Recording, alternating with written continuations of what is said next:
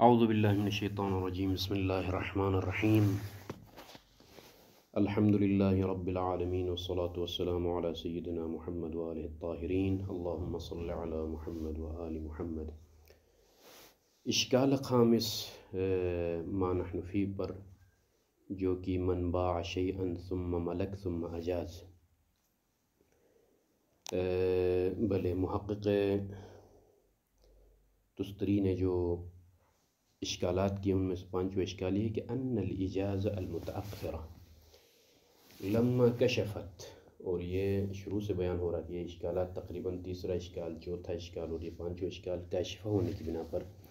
یہ اشکالات واقع ہو رہے ہیں۔ جب یہ اجازہ متأخرہ باع شیئا ثم ملک ثم اجاز، یہ اجازہ جب کشف کرے کس چیز سے؟ عن صحت العقد الاول، عقد اول کہ صحت سے جب یہ کاشف ہو، وعن یعنی کاشف ہونے کا مطلب کیا ہے؟ وعن کون المال ملک المشتری الاول، یعنی مال مشتری اصیل کی ملکیت میں وہ مال گیا ہے، اس کی ملکیت میں منتقل ہوا ہے اس چیز سے۔ یعنی صحت عقد اول سے کاشف ہونے کا مطلب یہ ہے کہ مال ملک مشتری اول ہے۔ تو ایسی صورت میں پھر جو عقد ثانی من باع شیئا ثم ملک، یہ جو ثم ملک ایک عقد کے ذریعے سے یہ مالک بن گیا ہے نا، بائع فضولی ہی خود دوبارہ عقد کے ذریعے سے خود مالک بن گیا، یعنی خرید لیا۔ تو کہتے ہیں کہ جب بعد میں جو اجازہ کاشف ہے صحت عقد اول سے، تو اس کا مطلب یہ کہ عقد اول کے وقت ہی من حین العقد سے ہی مشتری اصیل مبیع کا مالک بن گیا۔ اچھا، پھر مشکل کیا پیش آئے گی؟ ثم ملک میں جو بائع فضولی نے دوبارہ خریدا ہے معاملہ کر کے، کہتے ہیں کہ فقط وقع العقد الثانی علی مالہ علی مال المشتری الاصیل الاول، تو گویا عقد ثانی واقع میں حقیقت میں کس کے مال پر واقع ہوئی ہے؟ مشتری اصیل کے مال پر، چونکہ مشتری اصیل مالک بن گیا تھا عقد اول کی وجہ سے، اور اجازت کاشفہ ہونے کی بنا پر عقد اول کے وقت ہی مشتری اصیل کی ملکیت میں وہ منتقل ہوا تھا۔ تو جب ایسا ہو تو پھر عقد ثانی کے لیے کیا ضروری ہے؟ فلا بد من اجازتی ہی، مشتری اصیل کی اجازت کی ضرورت ہے۔ ہاں، اجازت المشتری الاصیل لہو للعقد الثانی۔ مثلا ایک نظیر ہمارے پاس ہے فقہ میں، کما لو بیع المبیع من شخص آخر، فروخت شدہ مثلا چیز کو اگر بیچ دیا جائے کسی اور شخص کو، یعنی الی شخص آخر، فاجاز المالک البیع الاول، اگر مالک اصلی بیع اول کو، چونکہ اجاز کما لو بیع المبیع، مبیع یعنی بیع شدہ فروخت شدہ چیز کو دوبارہ بیچ دیا جائے الی شخص آخر، فاجاز المالک البیع الاول، اور مالک اصلی اس مبیع کا جو مالک ہے وہ بیع اول کو جائز قرار دے دیں، تو فلا بد من اجازت المشتری البیع الثانی۔ تو مثلا فرض کیجئے زید فضولی نے کتاب کو فروخت کیا ہے، اور اسی کتاب کو ہی دوسرے مشتری نے، جو مشتری بن گیا تھا، اس نے جو ہے کیا ہے کسی اور کو فروخت کیا۔ تو اگر میں مالک بیع اول جو فضولی اول اس کو اگر اجازت دے دوں، اور بھلے تو کتاب کا مالک وہ مشتری اصیل بن گیا، لہٰذا جب دوسری مرتبہ کتاب فروخت ہو گئی تو پھر جو مشتری اصیل ہے اس کی اجازت کی ضرورت ہے، چونکہ اس کی ملکیت میں معاملہ واقع ہو رہا ہے۔ تو فاجاز المالک البیع الاول فلا بد من اجازت المشتری البیع الثانی حتی یصح ویلزم۔ بلے فعلی ھذا، بس اس بنا پر کہ یہاں پر دو معاملے ہو رہے ہیں، معاملہ اول فضولی نے انجام دیا ہے جس کی وجہ سے بلے مبیع مشتری اصیل کی طرف منتقل ہو گیا،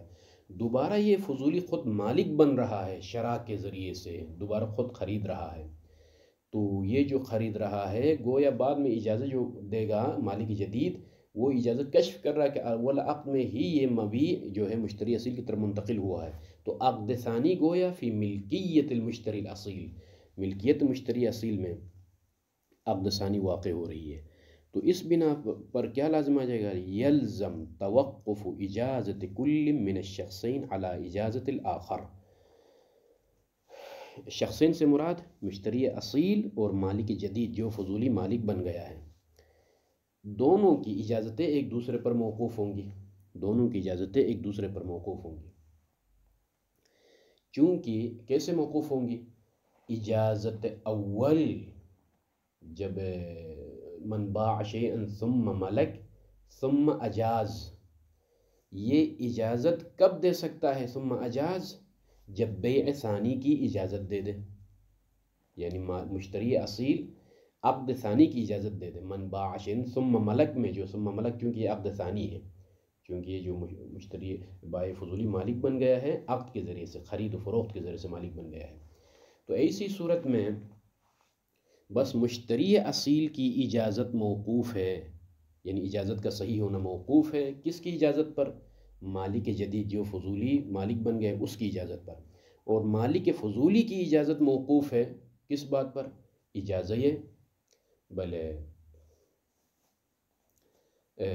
اجازہ مشتری اصیل پر۔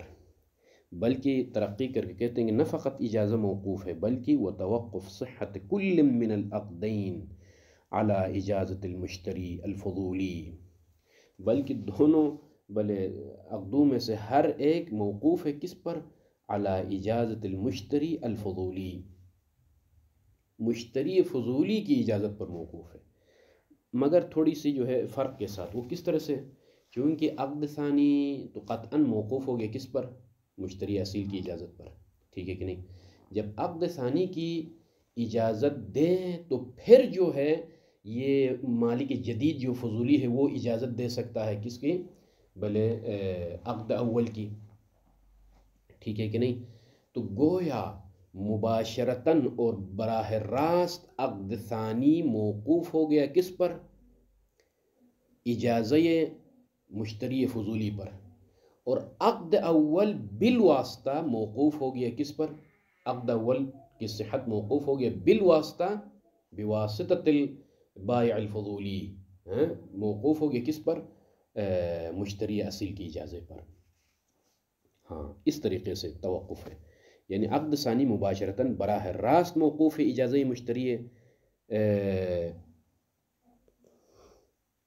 مشتری اصیل، المشتری الغیر الفضول، یعنی مشتری اصیل کی اجازت پر، اور عقد اول بالواسطہ موقوف ہو گیا امضائے مشتری اصیل پر۔ تو یہ چیز وہو من العجیب، یعنی یہ عجیب و غریب چیز فقہ میں کہ ایک ایسا شخص جو کہ بالکل کیا ہے مشتری اصیل ہے، اس پر جو ہے کیا ہے اجازہ، یعنی دو عقدوں کی اجازت اس کے ہاتھ میں ہو، تو ھذا من العجیب، عجائب میں سے۔ خوب،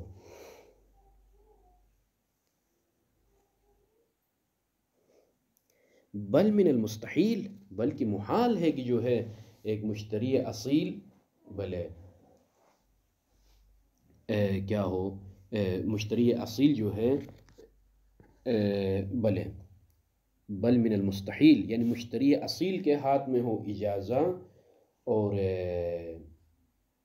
دو عقدوں کی اجازت مشتری اصیل کے ہاتھ میں ہو، یہ جو ہے اور جو ہے عجیب و غریب معاملہ ہے۔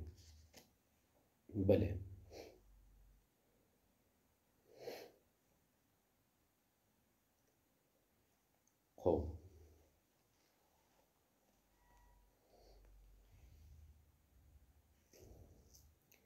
یعنی دو عقدوں کی صحت موقوف ہو اجازہ مشتری پر، یعنی غیر معقول چیز ہے، یہ ایک عجیب کام ہے، بلکہ محالات میں سے ہے یہ، یعنی دو عقدوں کی صحت موقوف ہو مشتری اصیل کی اجازت پر، بل من مستحیل کیوں ہے؟ لاستلزام ذالک، اس لیے کہ دو عقدوں کی صحت مشتری اصیل کے ہاتھ میں ہونا کیا لازم آتا ہے اس چیز سے؟ عدم تملک المالک الاصلی شیئا من الثمن والمثمن، مالک اصلی مبیع کا جو مالک اصلی ہے نہ وہ ثمن کا مالک رہتا ہے نہ مثمن کا مالک رہتا ہے، ثمن کا مالک نہیں رہے گا چونکہ مالک جدید نے عقد اول کی اجازت دی ہے، لہٰذا ثمن کس کی طرف منتقل ہوگا؟ اس بنا پر مالک جدید کی ملکیت میں، اور مسمن کا مالک نہیں رہے گا، یہ مالک مبیع، اس لیے کہ پھر عقد ثانی میں عقد ثانی میں اجازت کس نے دی ہے؟ مشتری اصیل نے اجازت دی ہے، مسمن کی اجازت، تو نہ سمن کا مالک رہتا ہے درمیان میں یہ بھلے، اور نہ جو ہے مسمن کا مالک ہوتا ہے. ٹھیک، لاستلزام ذلك عدم تملك المالك الأصلي شيئا من الثمن والمثمن، چونکہ عقد اول کی اجازت فضولی نے دی ہے، چونکہ بعد میں مالک جب بن گیا تو اس نے اجازت دی، تو سمن اس کے پاس، بھلے سمن جو ہے بھلے مالک جدید کے پاس جائے گا. اور عقد ثانی جو واقع ہوئی ہے، جیسا کہ بیان ہوا کہ ملک مشتری اصیل میں عقد ثانی واقع ہو گئی ہے، جب وہ اجازت دے گا تو وہ سمن کا مالک بن جائے گا، سمن کا مالک بن جائے گا. بھلے فَإِذَن نہ مسمن کا مالک بنے گا نہ سمن کا مالک بنے گا. وَتَمَلُّكِ الْمُشْتَرِ الْأَوَّلِ، اور مشتری اول ملکیت میں لے گا مبیع کو بلا عوض ان اتحد الثمنان، بغیر کسی عوض کے مبیع کو ملکیت میں لے گا. کب؟ اگر دو ثمن برابر ہو. مطلب کیا ہے دو ثمن برابر ہو؟ بیع اول میں فرض کیجئے 1000 روپے میں اس نے خریدا تھا، ٹھیک ہے کہ نہیں؟ اب بیع ثانی چونکہ اس کی ملکیت میں واقع ہو رہی ہے، اور بیع ثانی میں فرض کیجئے قیمت 1000 روپے ہے، ٹھیک ہے کہ نہیں؟ تو اس کی جیب سے کچھ نہیں جائے گا، یعنی بلا عوض مشتری اصیل مالک بن جائے گا مبیع کا، چونکہ بیع اول میں اس نے کتنے میں خریدا تھا؟ 1000 روپے میں خریدا تھا. تو اب 1000 روپے کا مطلوب تھا، لیکن چونکہ جب بیع ثانی واقع ہو گئی تو وہ جو مبیع جو اس کی ملکیت میں منتقل ہو گئی تھی اجازت کی وجہ سے، اجازت کاشفہ کی بنا پر، وہ 1000 روپے میں ہی بک رہا ہے، مثلا 1000 روپے ہی قیمت لگی ہے، تو گویا اس کی جیب سے کچھ نہیں گیا، یعنی خود 1000 روپے میں خریدا تھا اور 1000 روپے میں بک گیا، ٹھیک ہے کہ نہیں؟ تو تملک مبیع حاصل ہو گیا بیع اول میں بلا عوض، جیب سے کچھ نہیں جائے گا، چونکہ اس کی قیمت 1000 روپے تھی. دوسرے بیع میں بھی جو ہے کیا ہے، دوسرے معاملہ جو واقع ہو وہاں پر بھی قیمت 1000 روپے، تو کسی چیز کا متحمل نہیں ہوگا. بھلے یعنی ملکیت منتقل ہوگی مبیع کی مشتری اصیل کی طرف جیب سے کچھ گئے بغیر، قیمت دیے بغیر، چونکہ 1000 روپے میں خریدا تھا، ابھی 1000 روپے برابر ہو گئے، تو مبیع کی قیمت ملکیت اس کے پاس حاصل ہو گئی. وَدُونَ تَمَامِهِ إِنْ زَادَ الْأَوَّلُ، یعنی وَدُونَ تَمَامِ الثَّمَنِ إِنْ زَادَ الْأَوَّلُ، بھلے مگر یہ کہ بھلے دون الثمن یعنی کم قیمت پر جو ہے اس کی ملکیت میں یہ مال آئے گا. ان زاد الاول، اگر ثمن اول زیادہ ہو، یعنی بیع اول میں فرض کیجئے اس نے 1000 روپے میں خریدا تھا، لیکن بیع ثانی جو مبیع پر واقع ہو گئی ہے وہ مثلا جو ہے بلکہ یوں کہیں بیع اول میں مثلا 1200 روپے میں اس نے خریدا تھا، اما بیع ثانی میں جو اجازت دیا ہے وہ 1000 روپے کی اجازت دی ہے، 1000 روپے میں معاملہ ہوا اور اس کی اجازت دی ہے، تو پھر بیع اول میں صرف 200 روپے کا وہ مطلوب ہوگا، 200 روپے اس کی جیب سے جائیں گے، باقی یعنی دون ثمن الاول، ثمن اول سے کم پر یہ بھلے مبیع کا مالک بنے گا اگر ثمن اول زیادہ ہو، یعنی تملک المبیع بلا عوض ان اتحدان و تملک المبیع دون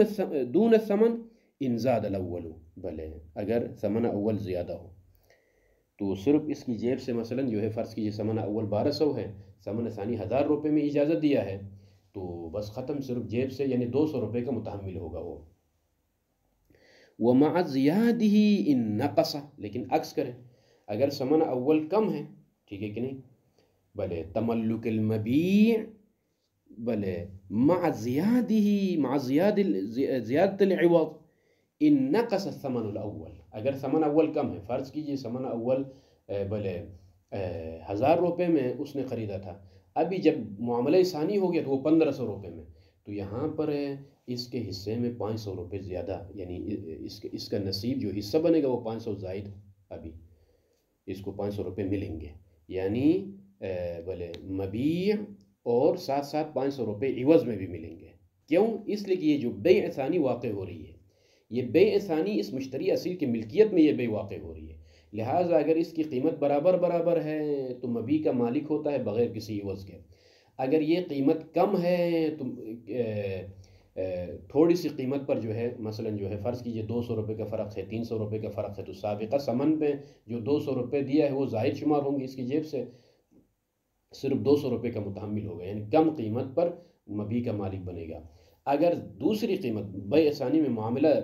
زیادہ پہ ہوا ہے تو جو ہے پھر سابقہ ثمن سے جو زیادہ ہے اس کا بھی مالک بنے گا اور مبیع کا بھی مالک بنے گا، ملکیت حاصل ہوگی۔ تو اسی لیے فرماتے ہیں کہ یہ کیوں جو ہے تملک مشتری اول مبیع بلا عوض اتحاد ثمان دون تمام انزاد الاول، یہ کیوں ایسا ہے؟ لانکشاف وقوع البیع فی ملکہ فی ملک الاصیل، یعنی فی ملک المشتری الاصیل، فالثمن لہو، بس ثمن اسی کے لیے ہوگا، اسی جو ہے مشتری اصیل کے لیے۔ وقد كان المبيع له ايضا، اور مبیع بھی اس کا تھا مشتری اصیل کا، وہ کیسے؟ اجازہ کاشفہ کی بنا پر، ملکیت حین البیع الاول ہی اس کی طرف منتقل ہوئی تھی۔ ايضا بما بذله من الثمن، وقد كان المبيع له ايضا بما بذله من الثمن، جو کچھ ثمن بدل کیا اس کی عوض میں مبیع کا بھی وہ مالک بن گیا تھا بیع اول میں، اور بیع ثانی بس اس لحاظ سے اس کی ملکیت میں واقع ہو گئی ہے، تو جو ہے یہاں اگر کوئی ثمن زائد ہو تو پھر ثمن زائد کا بھی یہاں مالک بنے گا، وہ ظاہر، یہ مطلب واضح ہے۔ تو خلاصۃ الکلام یہ اشکال خامس کا خلاصہ ہے، اور اس میں ایک مثال کی بھی ضرورت ہے، اور ممکن ہے جو ہے چونکہ حاضر نہ ہو، سامنے نہ ہو، تو جو ہے سمجھنے میں شاید مشکل ہو۔ اگر وضاحت کی ضرورت ہو تو ضرور میسج کریں اور میں وضاحت دوں گا انشاءاللہ۔ والجواب عن ذلك، شیخ اعظم فرماتے ہیں کہ ما تقدم فی سابقہ من ابتنائہ علی وجوب کون الاجازہ کاشفہ عن الملک من حین العقد، یہ ساری بیماری کہاں سے آئی ہے؟ اجازہ کو کاشفہ بنانے کی بنا پر، کاشفہ کب سے؟ من حین العقد سے۔ اشکال ثالث بھی اسی وجہ سے سامنے آئی تھی، وہاں پر ہم نے حل بتا دیا۔ اشکال رابع کا بھی مسئلہ یہی تھا، لہٰذا اس اشکال کا بھی منشا وہی ہے۔ اس کیا ہے منشا؟ من ابتنائہ، سابقہ ما تقدم فی سابقہ میں کیا؟ من ابتناء ما تقدم کی بنا کس پر تھی؟ علی وجوب کون الاجازہ کاشفہ عن الملک من حین العقد، یہ مشکل تھی۔ شیخ نے فرماتے ہیں کہ وہ ممنوع، ہم نے کہا کاشفہ بحسب المورد، ہر مورد میں کشف اپنے حساب سے ہوتا ہے، نہیں کہ مشہور والا نظریہ مانیں گے تو پھر جو ہے یہ سارے اشکالات سامنے آئیں گے۔ اسی لیے کشف من اول ازمنت قابلیت النقل، یہ وہ اشکال ثالث کے ذیل میں تفصیلی طور پر ہم نے وضاحت دی ہے اور شرح بیان ہوئی ہے، لہذا میں تکرار نہیں کروں گا۔ تو یہاں پر بھی ایسا ہے، جب جو ہے اجازہ کاشفہ اس مقدار سے ہو تو یہاں نہیں کہا جا سکتا کہ جو ہے بلے بیع اول سے ہی مشتری اصیل مالک بن گیا تھا اور لہٰذا بیع ثانی کی اجازت موقوف ہے فلان کے بلے مشتری اصیل کی اجازت پر۔ یہ باتیں ساری کب آتی ہیں؟ جب ہم کشف کے قائل ہو جائیں، کشف اس معنی میں جو مشہور کہتے ہیں من حین العقد سے، لیکن ہم نے ان موارد میں کہا ہے کہ کشف من حین اول ازمنت قابلیت النقل، اور وہ کب؟ جب یہ خود مالک بنتا ہے، وہ مالک جس دن بنے گا اس وقت جو ہے نقل و انتقال اور کشف یہاں سے ہے، نہ کشف من حین العقد سے۔ والحاصل ان منشأ الوجوہ الثلاثہ الاخیرہ، اشکال ثالث و رابع و خامس، یہ شیء واحد، ایک ہی چیز ہے، وہ کیا؟ والمحال علی تقدیرہ مسلم، اور اس شیء کے تسلیم کی بنا پر محال مسلم ہے، یعنی اشکال وارد ہوتا ہے، بتقریرات مختلف تقریروں کے ذریعے سے، قد نبہ علیہ فی الایضاح، بلے اور اس منشأ وجوہ اشکال پر جو ہے کتاب ایضاح میں فخر الدین نے متنبہ کیا ہے وہ جامع المقاصد میں، اور وہ وہی بیان ہوا کہ اجازہ کاشفہ من حین العقد ماننے کی صورت میں یہ تمام اشکالات مختلف تقریروں اور مختلف تعبیروں کے ساتھ یہ اشکالات وارد ہوتے ہیں۔ یہاں تک الحمدللہ اشکال خامس، اور اشکال سادس کی طرف ہم منتقل ہو رہے ہیں۔ والسادس ان من المعلوم، بلے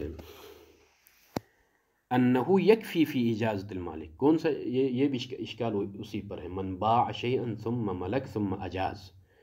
بلے ان من المعلوم انہو یکفی فی اجازت المالک و فسخہ، اجازہ مالک اور فسخ مالک میں کیا کافی ہے، فعل ما ہوا من لوازمہما، انجام دینا ما اس چیز کو کہ ہوا من لوازمہما، من لوازم اجازت المالک یا من لوازم فسخ المالک،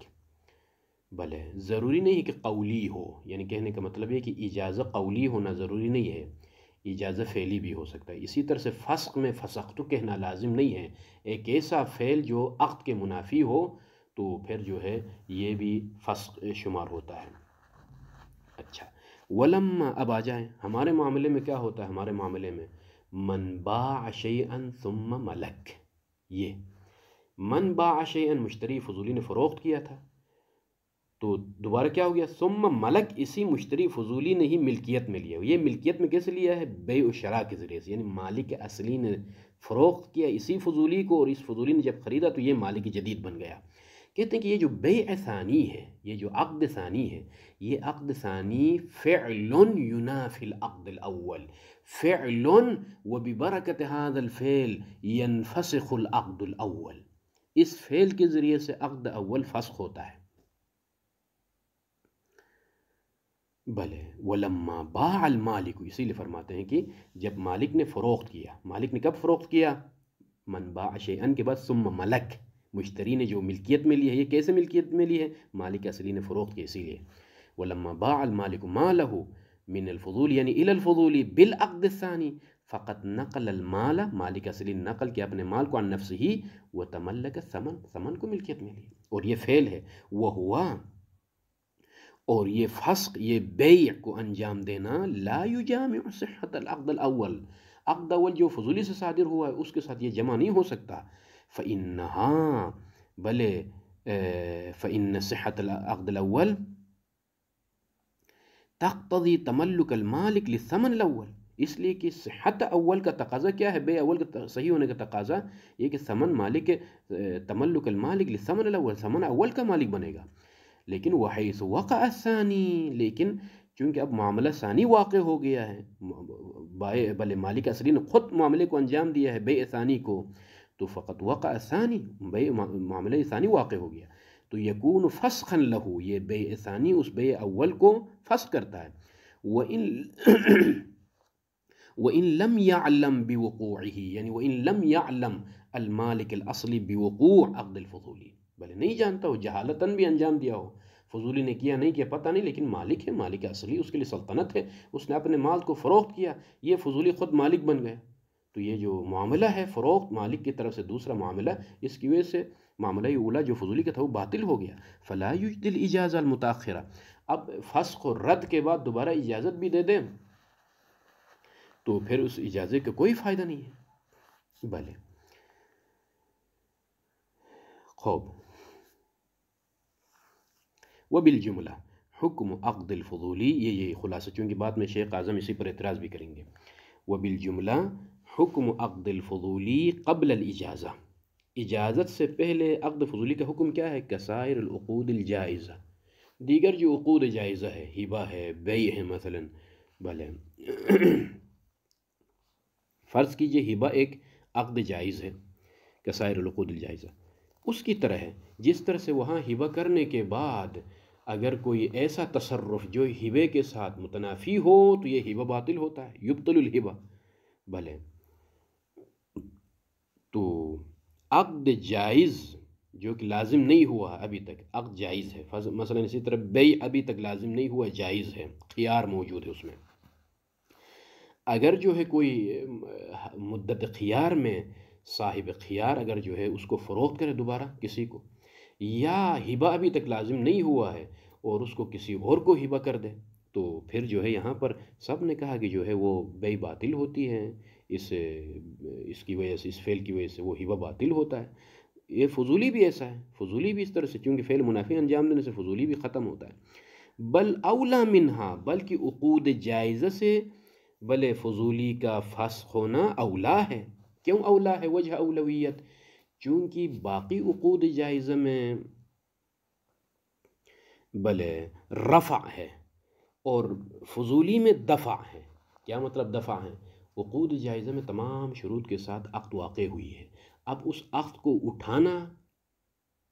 کیا کہا جاتا ہے؟ اس کو رفع، اور رفع صعب ہوتا ہے۔ شیر گھر میں گھسنے کے بعد اس کو نکالنا رفع ہے، لیکن شیر ابھی تک دروازے پر ہے، گھر میں داخل نہیں ہوا ہے، تو اس کو ہٹانا دفع ہے۔ تو کہتے ہیں کہ عقد فضولی ابھی تک مکمل نہیں ہوئی ہے، ابھی تک اجازہ آیا نہیں ہے، اجازہ آنے سے پہلے ہی اس کو توڑنا آسان ہے، فسخ کرنا فعل منافی کے ذریعے سے۔ اما جو ہے عقود جائزہ، عقود متحقق ہونے کے بعد مکمل طور پر ان کو رفع کرنا مشکل ہے۔ کہتے ہیں جب وہاں فعل منافی کے ذریعے سے وہ عقود جائزہ جو کہ حکم دفع میں ہے، جب وہاں دفع کر سکتے ہیں تو یہ جو وہاں جب رفع کر سکتے ہیں تو یہاں بطریق اولا ہم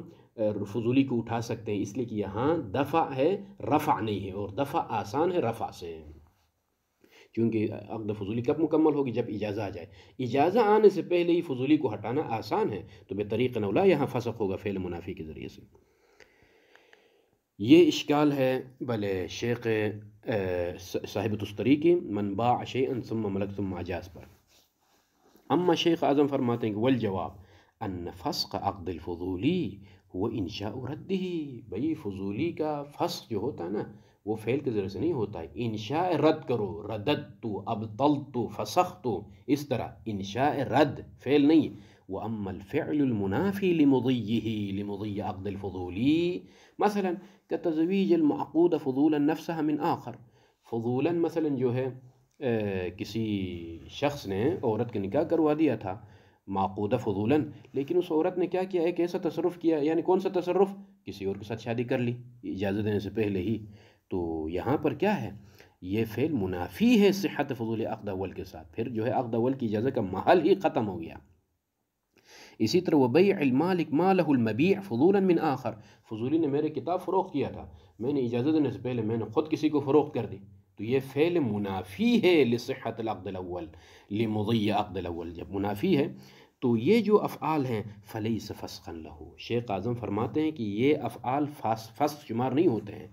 خصوصاً مع عدم التفاته، خصوصاً اس صورت میں کہ جب یہ فعل انجام دینے والا مالک اصلی ملتفت نہ ہو الی وقوع عقد الفضولی، عقد فضولی کے وقوع کے بارے میں ملتفت بھی نہیں ہے، بیچارہ حالت جہالت میں کہ فضولی نے میرے مال کو فروخت کیا ہے، یا اس عورت نے بیچاری مثلا جو ہے فضولی نے میرا نکاح کسی اور کے ساتھ کروا دیا ہے، متوجہ ہوئے بغیر یہ کام انجام دیتی ہے یا یہ مالک دوبارہ فروخت کرتا ہے، تو اس کو فسخ نہیں کہا جاتا ہے۔ پھر کیا کہا جاتا ہے؟ غایت ما فی الباب ان فعل المنافی لمضی العقد، مضی عقد جو عقد کو نافذ کرنے والا، مضی عقد کے ساتھ جو منافی فعل ہے وہ مفوت لمحل الاجازہ، محل اجازہ کو فوت کر دیتا ہے، یہ فعل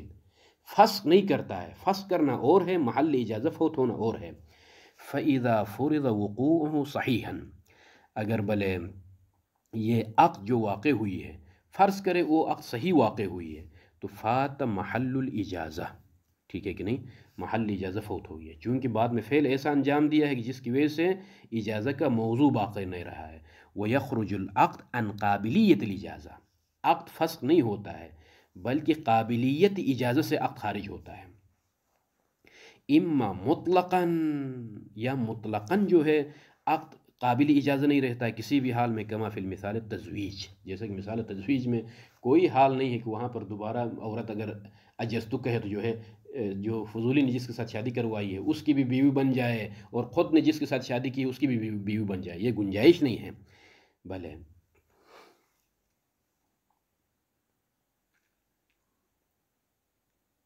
خوب كما في اما او بالنسبه الى من فات محل الاجازه بالنسبه اليه كما في مثال البيع، یا یہ کہ او بالنسبه الى من، اس شخص کی نسبت کہ فات محل الاجازه بالنسبه الیہ، مطلقاً نہیں، یہ مطلقاً مقابلے میں ہے اس کے، یا فوت ہو جائے، او بالنسبه الى من، اس شخص کی نسبت محل اجازہ فوت ہو جائے کہ فات محل الاجازه بالنسبه الیہ، ٹھیک ہے کہ نہیں؟ بھلے